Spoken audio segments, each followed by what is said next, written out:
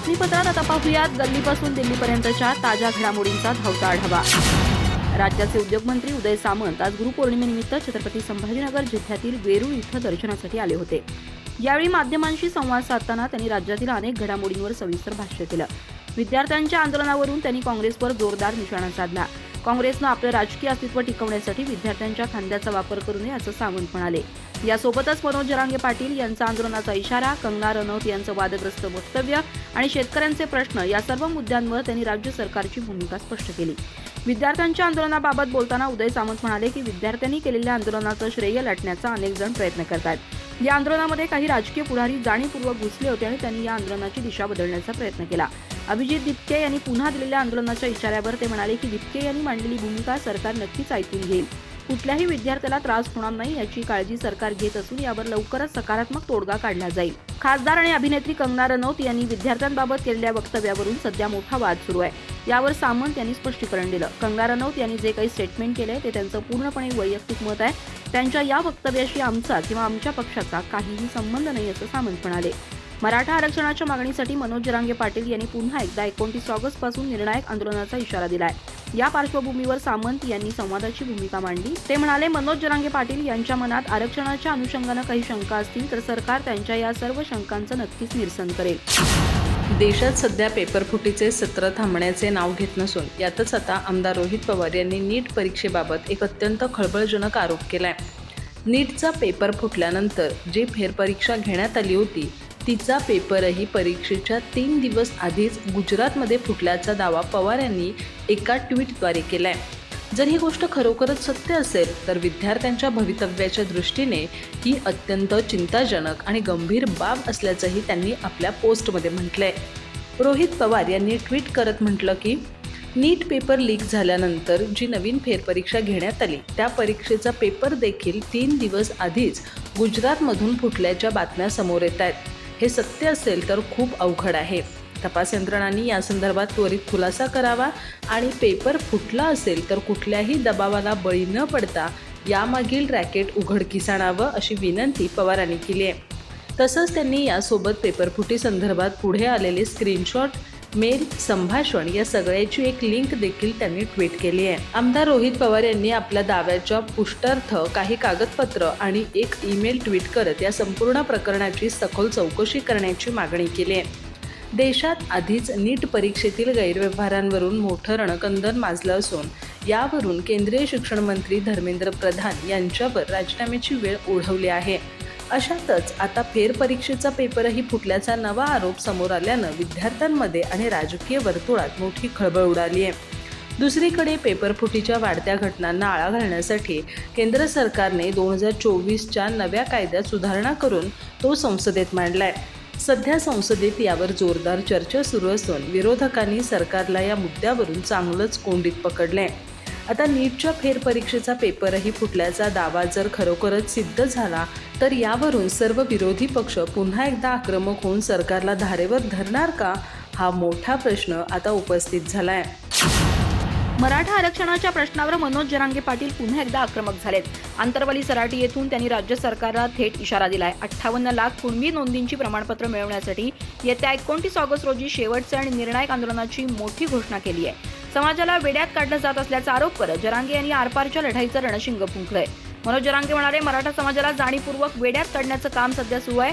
मराठा आरक्षणाच्या या लढ्याला येत्या 29 ऑगस्टला बरोबर 3 वर्ष पूर्ण होत आहेत। सरकारनं हैदराबाद गॅझेट लागू करूनही अद्याप प्रमाणपत्र का वाटली नाहीत असा सवाल त्यांनी उपस्थित केला।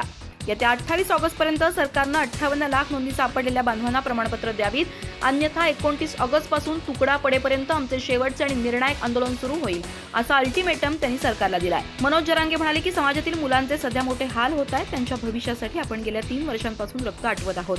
सरकारनं आधी स्थानिक चौकशी अहवाल आणला, मात्र तरीही मराठ्यांनाच टार्गेट का केलं जातं असा जाब त्यांनी विचारला। आता हैदराबाद गॅझेटनुसार प्रमाणपत्र पदरात पाडून घेतल्याशिवाय आपण कोणत्याही परिस्थितीत मागे हटणार नाही असा ठाम निर्धार त्यांनी व्यक्त केला। 29 ऑगस्टचं आंदोलन हे आरक्षणाच्या लढाईतील शेवटचं पाऊल असणार आहे, त्यामुळे या निर्णायक आंदोलनात समाजातील एकानंही घरी थांबू नये असं आवाहन जरांगे यांनी केलं। तसंच ज्या मराठा बांधवांना आपल्या नोंदी सापडल्याचं माहिती आहे त्यांनी अजिबात वेळ न घालवता तत्काळ प्रमाणपत्रासाठी अर्ज करण्याचे निर्देशही त्यांनी दिले। यावेळी बोलताना त्यांनी राजकीय नेत्यांनाही वास्तवाची जाणीव करून दिली। सध्या सर्वपक्षीय नेत्यांच्या मुलांना आरक्षण लागत नसलं तरी भविष्यात त्यांच्याही मुलांना या आरक्षणाची गरज लागणार आहे असं सांगत जरांगे पाटील यांनी नेत्यांनाही समाजाच्या पाठीशी उभं राहण्याचं आवाहन केलंय। राज्यातील ज्या शेतकऱ्यांची थकबाकी 2 लाख रुपयांच्या आत आहे त्या सर्व शेतकऱ्यांची कर्जमाफी केली जाणार असल्याचं कृषी मंत्री दत्तात्रय भरणे यांनी स्पष्ट केलंय। कर्जमाफीच्या यादीत रक्कम कमी दिसत असली तरी शेतकऱ्यांनीही घाबरण्याचं किंवा काळजी करण्याचं काहीही कारण नाही। ती उर्वरित रक्कम संबंधित राष्ट्रीयकृत बँकांकडूनच वर्ग केली जाणार आहे। कर्जमाफी प्रक्रियेनंतर दुसऱ्याच दिवशी शेतकऱ्यांना नवीन पीक कर्ज वाटप करणं शक्य होणार असल्याचंही कृषी मंत्र्यांनी सांगितलं। दत्तात्रय भरणे म्हणाले की कृषी विभागाकडून सर्वच शेतकऱ्यांना सहकार्य करण्याचा प्रयत्न सुरू आहे। सरकारने जे कर्जमाफी केली त्यामध्ये 16,96,000 खात्याची यादी आपल्याकडे लागली आहे। जिल्हा बँकेत काही अडचण वाटत नसली तरी राष्ट्रीयकृत बँकेमध्ये शेतकऱ्यांच्या तक्रारी आहेत। शेतकरी जेव्हा तिथं EKYC करायला जातो त्यावेळी त्याच्यावर असलेलं कर्ज, व्याज आणि रक्कम यामध्ये तफावत दिसते। दत्तात्रय भरणे म्हणाले की राज्यामध्ये खताचा पुरेसा साठा उपलब्ध आहे।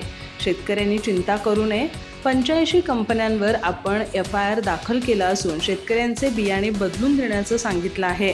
45,10,000 हेक्टर सोयाबीन लागवड झाली आहे। तक्रारीमध्ये 24,000 हेक्टर पेरणीच्या तक्रारी आल्यात। या बाबतीमध्ये आमचे सर्व कृषी अधिकारी शेतकऱ्यांना मदत करण्यासाठी प्रयत्नशील आहेत। राज्यामध्ये 84% अधिक पेरणी झाली आहे। दत्तात्रय भरणे म्हणाले की गुलाबराव पाटील यांनी जे वक्तव्य केलं त्याचा चुकीचा अर्थ काढण्यात आला। त्यामध्ये गुलाबराव पाटील म्हणाले की आम्ही शेतकरी सहन करतो पण उद्योजक सहन करू शकणार नाहीत, पण त्यांच्या बोलण्याचा चुकीचा अर्थ काढण्यात आला। ते शेतकरी आहेत, त्यांचं शेतकऱ्यांवर प्रेम आहेच, ते शेतकऱ्यांसाठी अनेक मागण्या करत असतात। दत्तात्रय भरणे म्हणाले की राज्यात यंदाच्या खरीप हंगामाला समाधानकारक पावसाची साथ मिळाली आहे। 29 जुलैपर्यंत राज्यात सरासरी 94% पर्जन्यमान नोंदवलं गेलं। यामुळे खरीप पेरण्यांना वेग आला असून आत्तापर्यंत 120.84 लाख हेक्टर क्षेत्रावर पेरणी पूर्ण झाली आहे। मराठवाड्यात पावसाचं प्रमाण कमी असलं तरी येत्या काही दिवसात तिथंही पावसाचा अंदाज असल्यानं शेतकऱ्यांनी काळजी करू नये। शहरातील वाढती लोकसंख्या, परराज्य आणि इतर जिल्ह्यातून रोजगार, शिक्षण आणि व्यवसायासाठी होणारे स्थलांतर लक्षात घेऊन पुणे पोलिसांनी भाडेकरू आणि घरमालकांच्या पडताळणीसाठी विशेष मोहीम सुरू केली आहे। घरमालकांनी भाडेकरूंची माहिती संबंधित पोलीस ठाण्यात ऑनलाईन अथवा प्रत्यक्ष सादर करणं बंधनकारक असून नियमांचं पालन न करणाऱ्यांविरुद्ध कायदेशीर कारवाईचा इशारा देण्यात आलाय।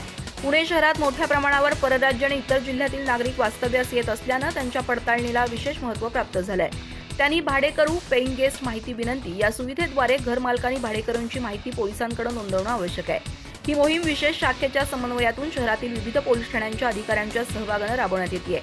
सर्वाधिक भाडेकरू असलेल्या परिसरांमध्ये प्रत्यक्ष भेटी देऊन माहिती संकलित केली जाते। घरमालकांनी भाडेकरूंची माहिती दिली आहे का, तसंच संबंधित व्यक्तींची पडताळणी करण्यात आली आहे का याची तपासणी केली जाते। माहिती न दिल्यास संबंधित घरमालकांवर कायदेशीर कारवाई केली जाणार असल्याचं पोलिसांनी सांगितलंय। विशेष शाखेनं दिलेल्या माहितीनुसार 21 जुलै ते 28 जुलै 2026 या कालावधीत 71 घरमालक भाडेकरूंवर कारवाईसाठी प्रस्ताव सादर करण्यात आला असून संबंधित प्रकरणं पुढील कार्यवाहीसाठी पोलीस ठाण्यांकडे पाठवण्यात आली आहेत। या मोहिमेमुळे शहरातील सुरक्षितता वाढवणं, संशयित व्यक्तींवर लक्ष ठेवणं आणि गुन्हेगारीला आळा घालणं हा मुख्य उद्देश असल्याचं पोलिसांनी नमूद केलंय। केंद्रीय गृह आणि सहकार मंत्री अमित शहा 1 ऑगस्ट 2026 रोजी पुणे दौऱ्यावर येत आहेत। त्यांच्या या दौऱ्याला विरोध करण्यासाठी पुणे शहर काँग्रेसने आंदोलनाची घोषणा केली आहे। या पार्श्वभूमीवर भाजपने काँग्रेसला तीव्र शब्दात प्रत्युत्तर दिले। भाजप पुणे शहराध्यक्ष धीरज घाटे यांनी काँग्रेसच्या आंदोलनाला केविलवाणं, द्वेषपूर्ण आणि हास्यास्पद म्हटलंय। घाटे यांनी काँग्रेसला इशारा दिला की जर त्यांनी अमित शहा यांच्या दौऱ्यात अडथळा आणण्याचा प्रयत्न केला तर त्यांना जशास तसं उत्तर दिलं जाईल। शहांच्या सन्मानासाठी संपूर्ण पुणे शहर भाजप 7 लव चौकात रस्त्यावर उतरेल असंही घाटे यांनी नमूद केलं। अमित शहा हे लोकमान्य टिळक राष्ट्रीय पुरस्कार स्वीकारण्यासाठी पुण्यात येत आहेत। लोकमान्य टिळकांच्या भूमीत देशाच्या गृहमंत्र्यांना विरोध करणं ही पुण्याच्या सुसंस्कृत परंपरेचा आणि लोकमान्यांच्या विचारांचा अपमान आहे असं धीरज घाटे यांनी म्हटलंय। त्यांनी पुणे शहर काँग्रेसचे अध्यक्ष प्रशांत जगताप यांच्यावर टीका करत तुमचं डोकं ठिकाणावर आहे का असा सवाल केला। घाटे यांनी अमित शहा यांच्या कार्याची प्रशंसा केली। शहा हे केवळ देशाचे गृहमंत्री नसून अखंड आणि सुरक्षित भारताचे शिल्पकार आहेत असं ते म्हणाले.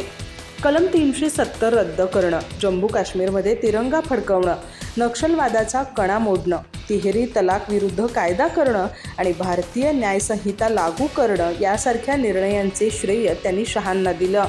काँग्रेस केवळ विरोधासाठी विरोध करत असून त्यांनी स्वतःच्या अपयशी भूतकाळात डोकावून पाहावं असं घाटे यांनी म्हटलंय. अमित शहा यांनी देशाची सुरक्षा मजबूत करण्यासोबतच तरुण आणि विद्यार्थ्यांच्या उज्ज्वल भविष्याची भक्कम पायाभरणी केली आहे असंही त्यांनी जोडलं.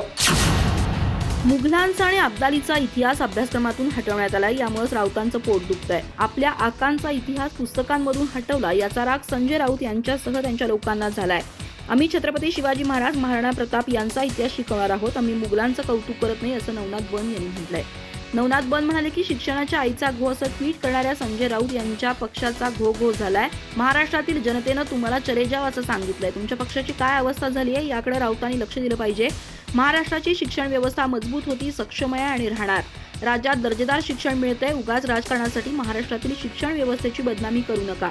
नवनाथ बन म्हणाले की रोज उठून पेपर फुटी होते अशा अफवा पसरवण्याचं काम रोहित पवार, हर्षवर्धन सपकाळ, संजय राऊत करत आहेत. एकही पुरावा नसताना तिघांकडून केवळ आरोप करण्यात येत आहेत. सरकार खंबीर आहे. महाराष्ट्रात कुठेही पेपर फुटी झालेली नाही. काल देखील MPSCनं स्पष्टीकरण दिल्यावर रोहित पवार आणि हर्षवर्धन सपकाळ गप्प बसले.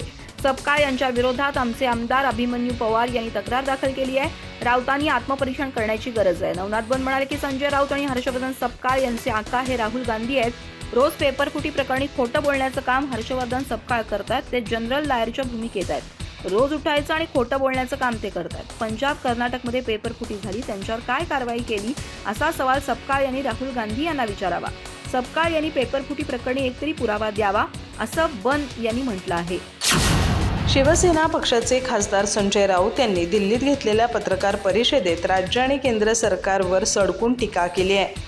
महाराष्ट्राची शिक्षण व्यवस्था पूर्णपणे रसातळाला गेली असून राज्यात बोगस डिग्रीचा मोठा स्कॅम सुरू आहे असा आरोप राऊत यांनी केला आहे. पेपरफुटी, नवीन शाळांच्या मंजुरीतील भ्रष्टाचार आणि शिक्षकांना लावली जाणारी अवांतर कामं यावरून त्यांनी राज्य सरकारला धारेवर धरलं. तसंच न्याय मागणाऱ्या आंदोलक विद्यार्थ्यांना राज्याचे मुख्यमंत्री शिव्या घालत असल्याचा गंभीर दावाही त्यांनी यावेळी केला. संजय राऊत यांनी राज्यातील शिक्षण व्यवस्थेवर चिंता व्यक्त करत राज्य सरकारला फैलावर घेतलं.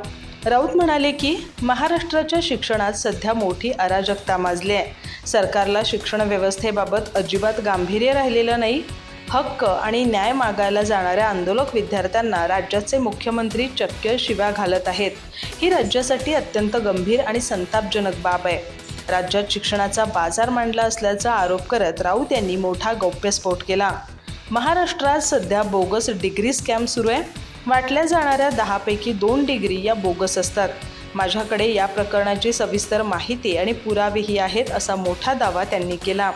राज्यातील पेपरफुटीचे सत्र सुरूच असून सरकार त्याबाबत अजिबात गंभीर नाही अशी टीका राऊत यांनी केली. शिक्षणातील भ्रष्टाचारावर बोलताना ते म्हणाले की नवीन शाळांना मंजुरी देण्यासाठी संस्था चालकांकडून 5 ते 10 लाख रुपये उकळले जात आहेत. पैशाशिवाय शिक्षणात कोणतंही काम होत नाही असा आरोप राऊत यांनी केला. एकीकडे नवीन शाळांना मंजुरी दिली जात असताना दुसरीकडे राज्यातील तब्बल 2000 शाळा बंद पडल्याची खंत राऊत यांनी व्यक्त केली. शिक्षकांना लावल्या जाणाऱ्या शालाबाह्य कामांवर त्यांनी तीव्र आक्षेप घेतला. तुम्ही शिक्षकांना इतर अवांतर कामे लावली आहेत. जर ते हीच कामे करत राहतील तर मग त्यांनी मुलांना शिकवायचं कधी? राज्यात अनेक तरुण बेरोजगार आहेत. त्यांच्या हाताला काम नाही. शासनाची ही सर्व कामे या बेरोजगार मुलांना द्यावीत जेणेकरून शिक्षकांना फक्त शिकवण्यावर लक्ष केंद्रित करता येईल असा सल्ला राऊत यांनी दिला. अधिक माहिती आणि ताज्या घडामोडींसाठी आजच आमचे चॅनल सबस्क्राईब करा.